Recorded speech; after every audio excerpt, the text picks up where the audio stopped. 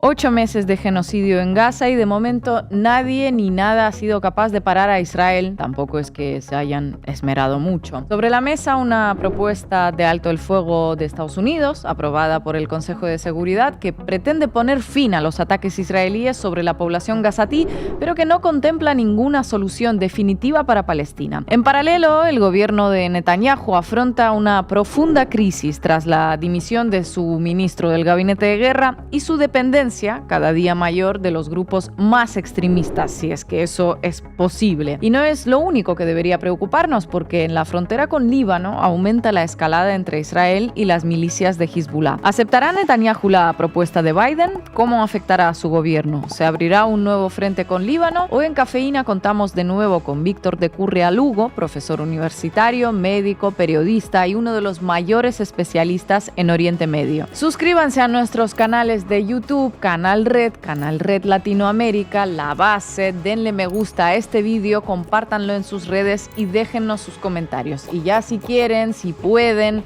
háganse socios y socias de Canal Red, porque este tipo de contenidos es posible gracias a ustedes, que son nuestra principal fuente de financiación. Vamos a comenzar.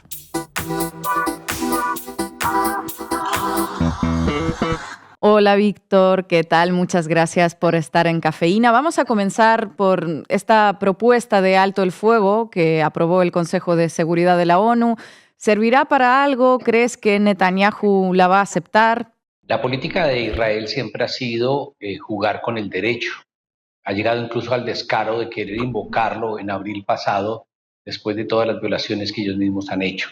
Yo no creo mucho que Israel se someta, no está en plan de someterse, tiene su fuerte en las armas y no en lo jurídico. Estados Unidos le va a seguir dando gabela, con lo cual este proyecto de cese al fuego no va a fructificar. Es curioso porque quien lo propone inicialmente es Israel y luego cuando se confirma y cuando Hamás da los pasos debidos, entonces Israel da el paso atrás y desvía la atención. En parte tratan de satanizar a Hamás, decir que Hamás no está a favor de la paz y todo lo mediático que ya sabemos. Y Netanyahu ahora también tiene abierta una crisis interna en el gobierno, ¿no? Después de la dimisión de Benny Gantz, ministro de Guerra, que quiere más guerra. ¿Qué escenarios crees que se abren ahora en el gobierno israelí? A ver, el Estados Unidos y el sionismo estarían dispuestos a sacrificar a Netanyahu. Si tienen que vender a Netanyahu para salvar el sionismo, lo van a hacer. Son fusibles finalmente, los pueden fundir. Yo creo que parte de la narrativa peligrosa que se está cocinando en Occidente es hacernos creer que el problema es Netanyahu y sus camarillas. No, Ariel Sharon lo era, Golda Meir lo era. Entonces, es el sionismo como proyecto político y a eso le van a apostar una vez que se pierda cualquier legitimidad por parte de Netanyahu. Ahora, quienes están en contra de Netanyahu no son precisamente personas que estén a favor de la paz con Palestina o de una solución final al conflicto. Algunos critican a Netanyahu no porque haya matado a palestinos, sino porque no ha matado a los suficientes, porque no ha hecho la guerra más eficaz al lado de ellos. También hemos visto en las últimas semanas una escalada entre Hezbollah e Israel a ambos lados de la frontera del Líbano. Parece que la situación se está tensionando cada vez más. ¿Puede abrirse un nuevo frente en esa zona, en tu opinión? Pues prácticamente ya está abierto la última hora, por ejemplo, cayeron 150 cohetes entre rockets y misiles por parte de los ataques de Hezbollah contra Israel, pero el día de ayer también estuvo bastante movido. De hecho, estamos oyendo cada vez más de que este es el día más grave y el día siguiente dice este es el día más grave de esa frontera. Es una frontera bastante caliente y bastante determinante. Yo creo que el problema grave está que muestra, entre otras cosas, la gran debilidad de Israel. Israel es incapaz de mantener los frentes el tiempo. Cuando sufrió el ataque de Irán, por ejemplo, le tocó suspender las operaciones en Gaza. Ahora está buscando un respiro también en Gaza para poder enfrentar el norte.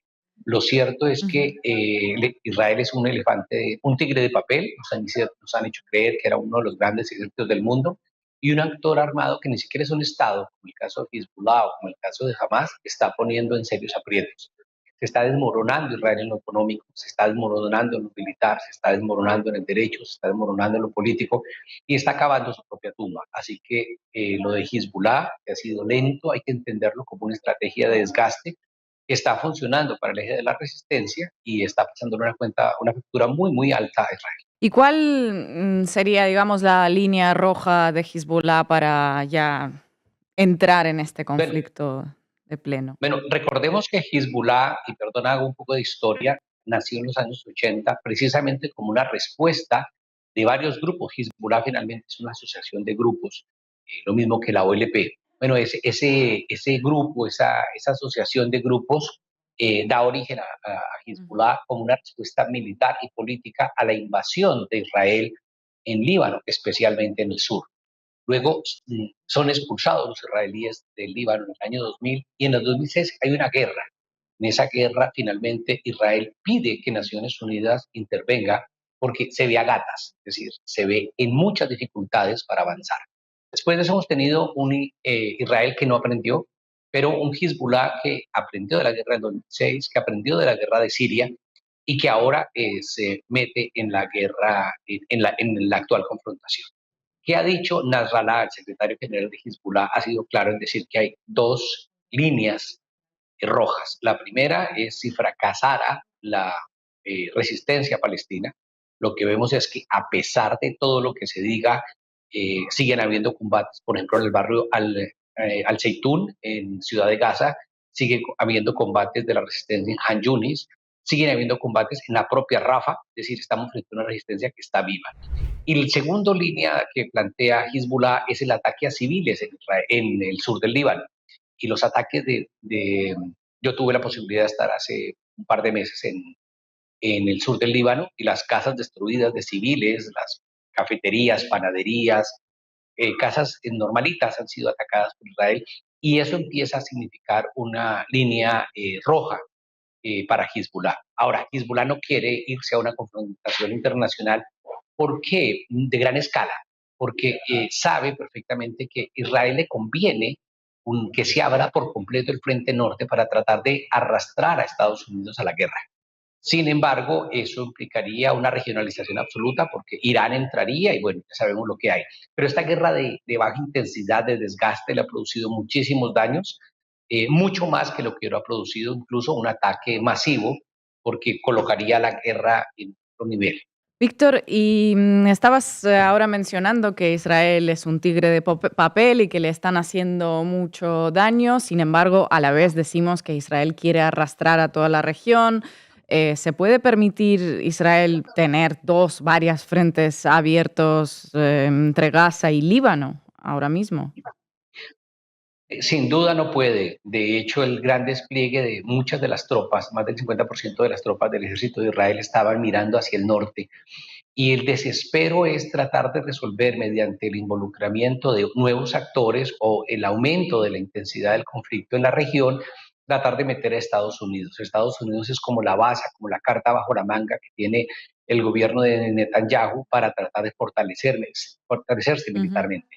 A pesar de los miles y miles de toneladas de explosivos, de armas, de munición que han llegado por parte de Estados Unidos y de Alemania, que eso hay que subrayarlo, 30% de las armas de suministros a Israel, de Israel le llegan desde Alemania, no ha logrado ni detener la resistencia, ni ha logrado frenar el frente norte, ni ha logrado neutralizar a la resistencia iraquí, ni tampoco ha logrado, con la ayuda directa de Estados Unidos y de Inglaterra, abrir un camino en el Mar Rojo, donde están las fuerzas yemeníes.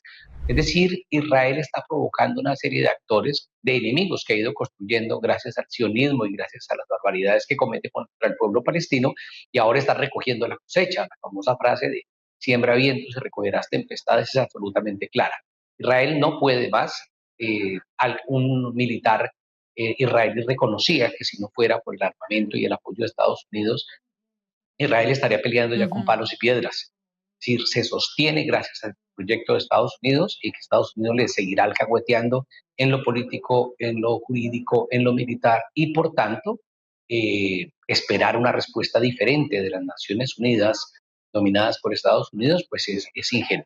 Tú has sido muy crítico con los medios y analistas que reducen a Hamás a un grupo terrorista, ¿no? Y no hablan del derecho a la resistencia, a la defensa de los pueblos ocupados. A Hezbollah le pasa exactamente lo mismo, ¿no? ¿Cómo lo valoras en este caso? Bueno, es que en Oriente, en Occidente siempre nos han dicho que Hezbollah es igual a terrorismo, que Hamas es igual a terrorismo, y curiosamente lo dicen personas que yo creo que nunca han pisado Oriente Medio. Cuando tú vas a Oriente Medio te encuentras con una realidad y es la dinámica social tan grande que hay alrededor de Hezbollah. Hezbollah es un partido político, pero además ha sido parte del gabinete de los gabinetes de gobierno, de los ministerios de Líbano, pero además es una bancada parlamentaria, pero además es parte de la sociedad civil, pero además es una red de solidaridad, pero además es un movimiento social y además tiene una parte militar. Reducir toda la parte militar es muy práctico para efectos del discurso que busca satanizar la resistencia. Lo mismo pasa con Hamas. Cuando estuve trabajando en Gaza, la red de hospitales, la red de ayuda a los huérfanos, a las viudas, es Hamas. Entonces, no lograr entender eso es simplificar el enemigo para tratar de ganar. Precisamente los graves errores de Israel tienen que ver con la incapacidad para leer de una manera más inteligente qué son estas organizaciones y cuál es la complejidad de ese enemigo que tiene. En el caso de América Latina nos encontramos con una narrativa terriblemente peligrosa que apunta a eso, tratar de mostrarnos una resistencia que no hay. Y curiosamente, son los mismos medios que nos decían que Ucrania sí tiene derecho a la resistencia, o profesores de derecho que nos hablan de la diferencia entre civiles y combatientes para el DIH, pero se les olvida la parte del DIH que habla de ocupación o que habla del derecho a resistir frente a una ocupación armada. Entonces es como que lo que uno observa en los medios y en los análisis es como si el derecho internacional fuera un menú en el cual yo cojo aquellos elementos que me parecen favorables y excluyo aquellos que no me parecen favorables. Sobre eso se ha construido un doble rasero, una doble moral a la hora de analizar la resistencia palestina. Volviendo un poco a Hezbollah, ¿cómo lo aprecia la gente? Porque dijiste que forma parte de la sociedad civil, es un partido político. ¿Con qué apoyos reales cuenta en el Líbano? A ver, hay la palabra resistencia en árabe es mukawama. Cuando yo traté de explorar una serie de trabajos periodísticos, incluyendo un documental, en la zona del Líbano, me encontré con, por ejemplo, una rectora de un colegio que me decía, yo soy parte de la Mucáwama, yo soy parte de la resistencia, no porque tenga un fusil, sino porque creo que preservar la cultura es parte de la resistencia. Estuve entrevistando a un patriarca ortodoxo de la iglesia griega, eh, eh, y él me decía, yo soy parte de la resistencia, a pesar de que no soy musulmán, eso no ni quita ni pone, yo me considero parte de la resistencia. Entonces la resistencia es un concepto que va más allá de lo meramente militar. Cuando tú te enfrentas con el enemigo y lo caracterizas solo como un agente militar, pues actúas militarmente. Cuando eres capaz de entender que se trata de un proyecto mucho más integral, entonces los frentes son diferentes. El fracaso de Estados Unidos en Vietnam, el fracaso de los ingleses en Afganistán, incluso de la Unión Soviética en Afganistán, tiene que ver con la incapacidad de leer la complejidad de ese enemigo. Y ese enemigo, llámese Hezbollah, Hamas, Jihad Islámico o las demás organizaciones de la resistencia, tiene una red, una historia, unos planteamientos políticos e ideológicos. Reducirlo a terrorista les puede servir para la prensa, pero no sirve para la realidad. Es decir, eso no funciona como argumento a la hora de estar combatiendo en Rafah. Víctor, ¿y qué es lo que une a Hamas con Hezbollah? Digo, uno es de credo chií, otro es suní, pero en este caso son aliados, ¿no? Eso demuestra claramente que la guerra contra el sionismo no es una guerra religiosa, no se plantea desde el ámbito de musulmanes contra judíos, no se trata de aquello, ni me faltaba. Hezbollah nace como una organización nacionalista, digámoslo así, de manera pronta, alimentada en la ocupación de Israel en el sur del Líbano. De la misma manera que jamás se consolida como organización militar en los años 80 en el marco de la primera intifada, pero tiene que ver con la ocupación de Israel. ¿Qué comparten? Comparten un discurso de independencia, comparten un cierto tipo de nacionalismo y comparten una violencia anti-ocupación. Esa es la caracterización. Cuando uno dice es una violencia religiosa, me parece que no hemos entendido de lo que se trata.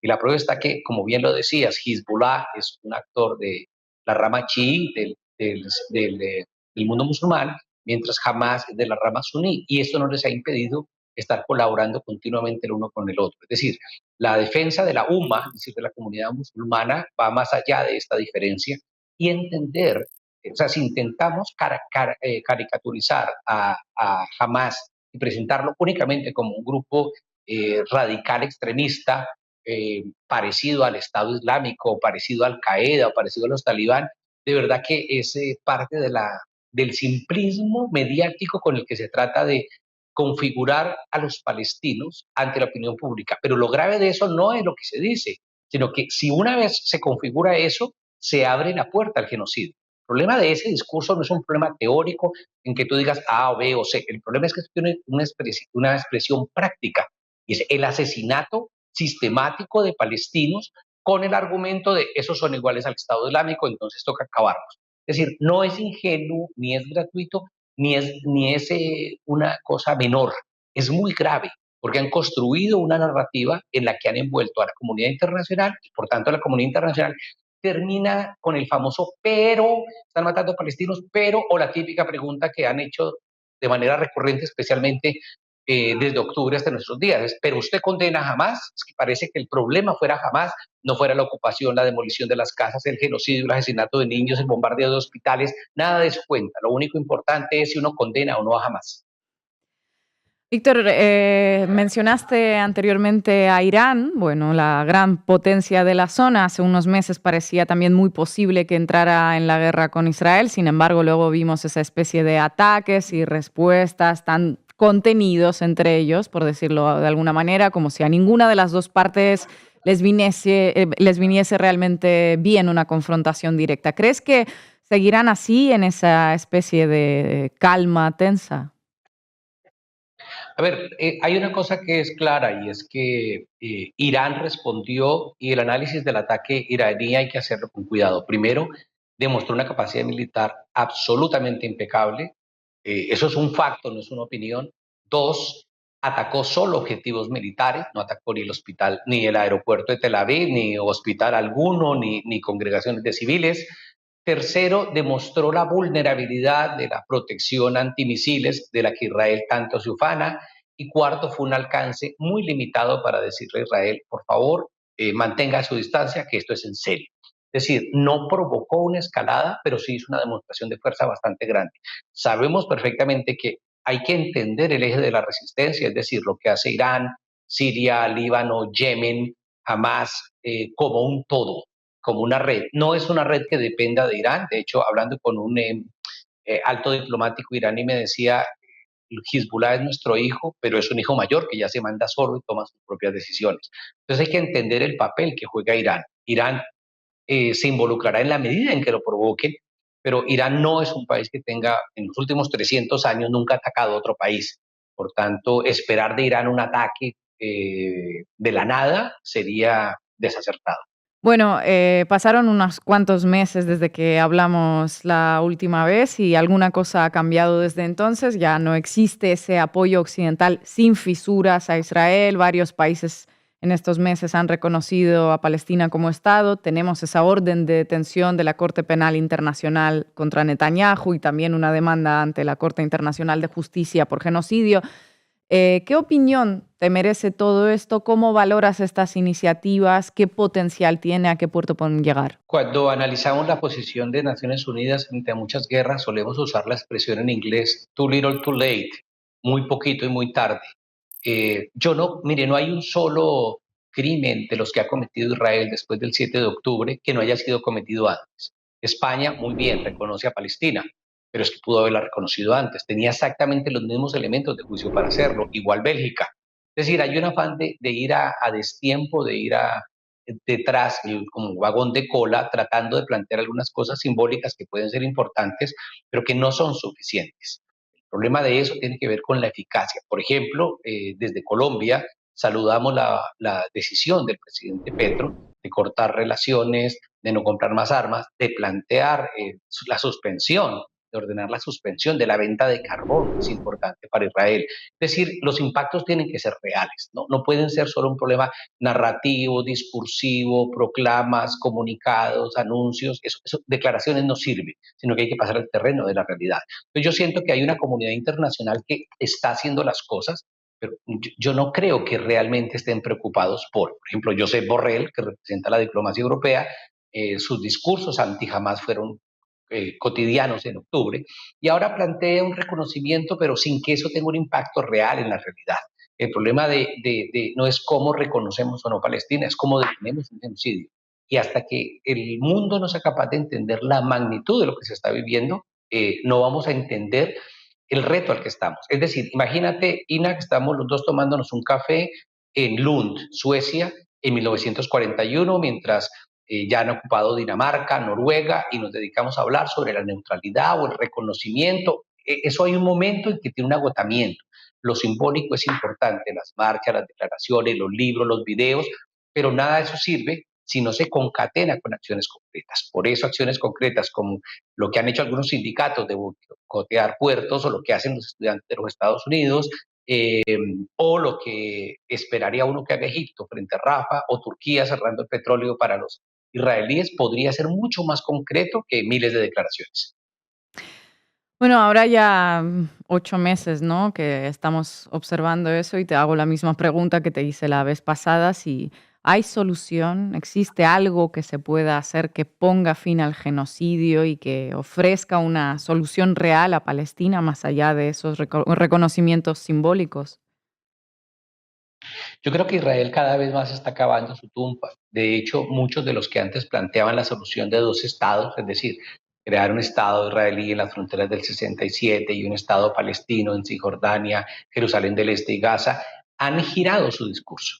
Tú observas ahora claramente como mucha gente plantea que la única solución es acabar el Estado de Israel, no en cuanto a Estado como institución política que representa a un grupo, no, sino en cuanto a proyecto genocida, no, proyecto sionista. A ver, cuando dijimos que había que acabar con, o dijeron, porque yo estaba muy pequeño, acabar con el Sudáfrica, nadie estaba planteando asesinar a los afrikaners, ni echar al mar, ni cambiarle el nombre, no, es queremos una Sudáfrica democrática. El gran reto que hoy se impone, y cuando se grita, from the river, Palestine will be free, from the river to the sea, Palestina va a estar libre desde el río hasta el mar, nadie está planteando un segundo holocausto. Lo que se está planteando es un Estado democrático de convivencia y a eso está obligando a Israel. Israel cada vez más ha demostrado que el problema no es qué tan grande o pequeño sea, qué tan judío o no judío sea, sino que el problema es qué tan sionista es. Puede ser del tamaño de una uva pasa, pero si el sionismo permanece, ese sionismo va a crecer y va a ser lo que es de su naturaleza.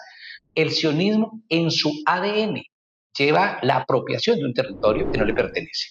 Y esa apropiación pasa por la limpieza étnica y las limpiezas étnicas terminan en un genocidio. Por tanto, el genocidio no es un daño colateral o algo sobrevenido que no se deseaba, no, es una consecuencia lógica esperable dentro del desarrollo del sionismo. Por tanto, ¿qué es lo que se plantea? Lo que se plantea en términos ya no de la solución para la Palestina, la solución para la humanidad es el desmantelamiento del sionismo. Yo no estoy diciendo acabar con Israel en cuanto Estado, estoy hablando acabar con Israel en cuanto Estado sionista, de la misma manera que pedimos acabar en Camboya con el Pol Pot o acabar en Sudáfrica con el apartheid. Víctor, para quien no te conozca mucho, tú has visitado de forma muy frecuente Oriente Medio, has trabajado allí, recientemente has estrenado un documental, Palestina, Genocidio y Resistencia, vamos a dejar el enlace ahí abajo. En el documental hablas de la ocupación israelí, das voz a varios actores políticos. ¿Cómo ha sido la experiencia de trabajar ahí y estar con la resistencia tan de cerca? Pero lo importante es que en el trabajo periodístico a veces no es preguntarle a alguien si llueve y el otro que diga que no llueve, no, es abrir la ventana y mirar si está lloviendo. No podemos seguir estudiando a los palestinos por lo que dice la prensa sionista, no podemos seguir imaginando a los árabes por lo que nos dice Hollywood. Entonces la mejor manera era coger la cámara, irse, entrevistar a refugiados, entrevistar a víctimas de familiares de Gaza, entrevistar a las voces de la resistencia. Entonces, este documental que aparece en mi página de YouTube y en mi página web, que es victordecurrealugo.com, está el enlace, y ahora lo colocarás tú también, es un proyecto de 17 minutos donde entrevisto comandantes de Yihad Islámico, voceros de Hezbollah, voceros de Hamas, del Frente Democrático, del Frente Popular, que son las 5 organizaciones más grandes, no las únicas, pero sí las más grandes y representativas de eso que llamamos el eje de la resistencia. Y ahí lo que trato de explorar un poco es cómo leen ellos, en la voz de ellos mismos, su propia realidad. ¿Por qué? Porque ya tenemos demasiadas décadas de prensa sionista. Ya, la versión sionista ya la sabemos, la tenemos de memoria. Es esto A, B, C y lo que los sionistas digan. Pero bueno, alguien se ha acercado a preguntarle jamás si todo eso que se dice de Hamas es cierto. Yo creo que parte de la labor periodística tiene que ser con indagar. Y no son entrevistas complacientes. Recuerdo que la entrevista con uno de los comandantes de Hamas, la primera pregunta fue, ¿ustedes son un grupo terrorista? ¿Sí o no? Porque eso es lo que la gente quiere que uno pregunte. Y como periodista hay que indagar, pero hay que ponerle voz también a esas personas que están del otro lado. No podemos seguir glorificando a los militares de los estados, en este caso el ejército de Israel, como voceros propios, como si fuera un problema estético, y a los otros como terroristas. Es decir, el problema de la definición de un actor armado no es un problema estético, es un problema ético y político y jurídico. Por tanto, hay que recoger. Entonces, ese ejercicio fue recoger las voces de la resistencia y confrontarlas con muchas de las cosas que a veces creemos que son. Y yo creo que la discusión sobre supuestos no nos beneficia a la hora de tratar de hacer periodismo serio. ¿Volverás pronto a la zona? Pues, inshallah, como dicen los árabes, en 15 días estaré volviendo a la zona y la idea es seguir haciendo reportajes, haciendo análisis. En mi página web saqué precisamente hace poco un análisis entre las tensiones históricas entre Israel y Hezbollah y creo que ese es el deber. Ya sé que una columna mía no va a cambiar el mundo, el libro que saqué hace poco, que también se llama Palestina, Genocidio y Resistencia, tampoco, pero es una sumatoria de cosas a ver cómo podemos a esto mezclarle otras tareas de acompañamiento a la comunidad palestina. Hay una frase de Petro que yo quiero repetir, y es la de, si muere Palestina, muere la humanidad.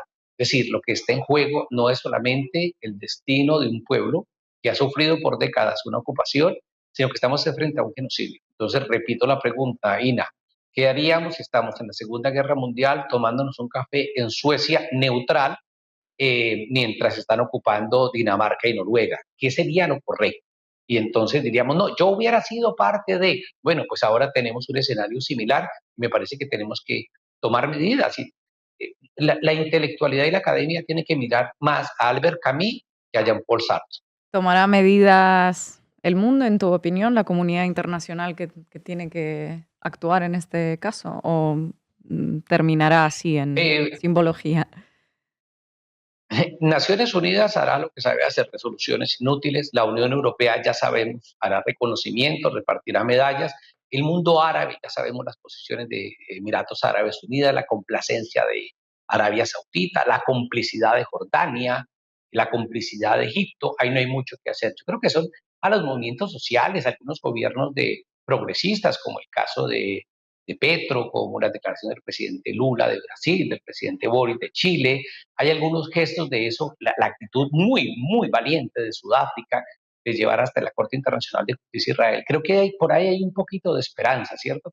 Pero bueno, como decían algunos teóricos, las peleas hay que darlas con la misma intensidad y con las mismas ganas, sea para ganar o para perderlas. No puede estar uno haciendo ese análisis tan neoliberal de los resultados, hay que dar la pelea.